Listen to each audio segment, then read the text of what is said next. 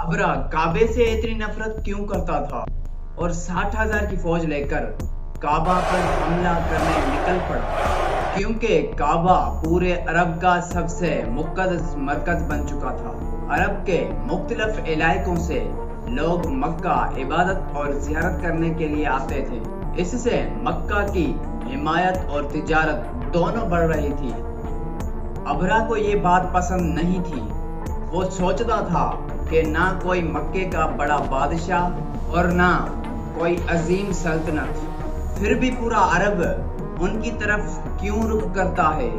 اس لیے اس نے یمن کے دارالحکومت صنعا میں ایک بہت شاندار اور عظیم گرجا گھر بنوایا۔ اس کا مقصد یہ تھا کہ لوگ کعبہ کو چھوڑ کر اس کے گرجا گھر کی طرف آئیں، لیکن یہ منصوبہ ناکام ہو گیا۔ عرب کے لوگ پھر بھی کعبہ جاتے رہے۔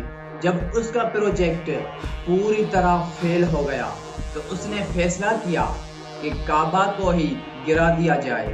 روایت کے مطابق ابرا کسی خاندانی اور بادشاہی میں پیدا نہیں ہوا تھا۔ وقت کے ساتھ وہ طاقتور ہو گیا اور یمن کا حکمران بن گیا۔ اس دور میں یمن اور حبشہ کے درمیان سیاسی اور مذہبی تناؤ موجود تھا۔ رومن امپائر بھی اس کے علاقے کی سیاست میں دلچسپی رکھتا تھا۔ آخرکار ابرا یمن میں طاقت حاصل کرنے میں کامیاب ہو گیا اور دھیرے دھیرے اس کا اثر پورے عرب میں پھیل گیا۔ ہر سال لوگ مکہ جا کر کعبے کا طواف کرتے تھے۔ ابرا نے سوچا کہ اگر لوگ کعبہ کی جگہ اس کے بنائے ہوئے مرکز کے طرف آنے لگے تو پورا عرب اس کے اثر میں آ جائے گا۔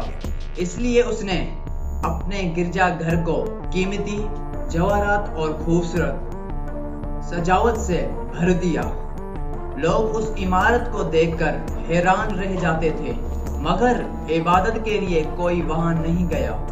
جب ہر کوشش ناکام ہو گئی تو ابرا نے ایک بہت بڑی فوج جمع کی اور مکہ کی طرف روانہ ہو گیا۔ روایت کے مطابق اس کے لشکر میں ہاتھی بھی شامل تھے۔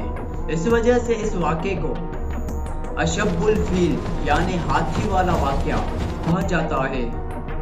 راستے میں اس کی فوج نے کئی علاقوں کو اپنے قبضے میں لیا اور آخر مکہ کے قریب پہنچ گئے۔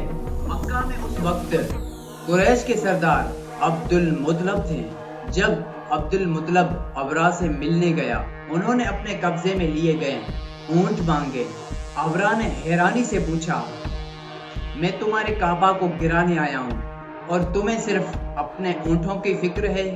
عبد المطلب نے جواب دیا، میں اونٹوں کا مالک ہوں، اس لیے اپنے اونٹ مانگ رہا ہوں، اور اسی گھر کا بھی ایک مالک ہے، وہ اس کی خود حفاظت کرے گا۔ اگلے دن حملے کی تیاری کی گئی۔ روایت کے مطابق جب سب سے بڑا ہاتھی کعبہ کی طرف چلایا گیا تو وہ رک گیا۔ اسے جتنا بھی آگے بڑھانے کی کوشش کی گئی وہ نہ چلا۔ اس دوران اللہ تعالیٰ نے ابابیل پرندوں کو بھیجا۔ قرآن مجید کی سورہ الفیل میں بیان ہے کہ پرندے پتھر لے کر آئیں اور اللہ کے حکم سے لشکر پر برسائیں۔